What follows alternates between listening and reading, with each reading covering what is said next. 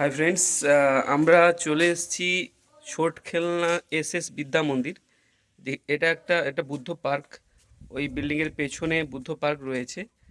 এই বুদ্ধ পার্কে আমাদের কিছু হাতের চিত্রকলা রয়েছে, যেটা আপনাদের সাথে শেয়ার করি। এটা টোটালি অয়েল পেন্টিংয়ে, অয়েল কালারে হয়েছে, অয়েল দিয়ে। তো এখানে দেখুন একটা সিন, যেটাতে বুদ্ধ শয়নরত অবস্থাতে। আর এর সাথে সাথে এদিকে দেখুন, এটাও একটা কাজ, যেটাতে হাতির সাথে কিছু এগুলো রিলেটেড কিছু স্টোরি রয়েছে, যেটা আমার অ্যাকচুয়ালি জানা নেই। ছবিগুলো কেমন হয়েছে সেটা আপনারা কমেন্টের মাধ্যমে জানাবেন। এবং এই কাপড়ের কাজটা দেখুন, এভাবে আমরা ক্লিয়ার করেছি, এটা অয়েল দিয়ে টোটালি। এদিকে দেখুন, এদিকেও কিছু স্টোরি রিলেটেড ছবি ওনারা আমাদেরকে দিয়েছিলেন, সেটাই আমরা করলাম। এই ছবিগুলো থেকে এখানে যে ছবিগুলো রয়েছে, এই ছবিগুলো অনেক বড় সাইজের।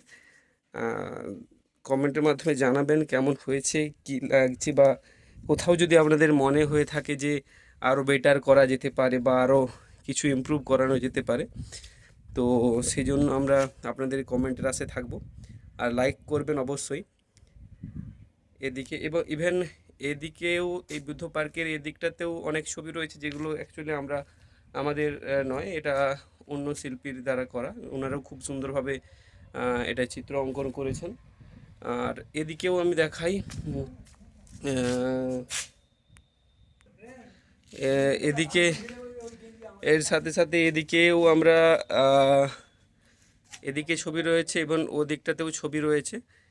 আর এই পার্কটা টোটাল বুদ্ধ পার্কের, বুদ্ধের একটা চিন্তাধারার মাধ্যমে বানানো হয়েছে, যেখানে কিছু সিম্বলও রয়েছে এই দিকটাতে।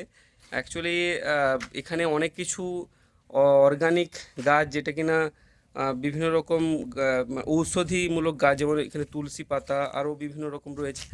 তো এই পার্কের আমাদের কাজগুলো আপনাদের সাথে শেয়ার করলাম। আমরা চেষ্টা করেছি এটাকে বেটারভাবে ফুটিয়ে তোলার জন্য। আপনারা আর এর সাথে সাথে আরেকটা সাইড দেখিয়ে নিই, এদিকেও একটা ছবি রয়েছে। তো আপনারা আমাদের সাথে থাকুন, এই ভিডিওটা দেখুন এবং শেয়ার করে আরও বন্ধুদের দেখার জন্য সুযোগ করে দেন। আর এখানে দেখুন, এই বুদ্ধ পার্কের মধ্যে এখানে বুদ্ধের স্ট্যাচু রয়েছে, স্ট্যাচুর পেছনে একটা ব্যাকগ্রাউন্ড করা হয়েছে। তো এই টোটাল কাজ। তো আপনারা আমাদের সাথে কমেন্টের মাধ্যমে, লাইক, শেয়ার এবং সাবস্ক্রাইবের মাধ্যমে সাথ দিন। Thank you for watching.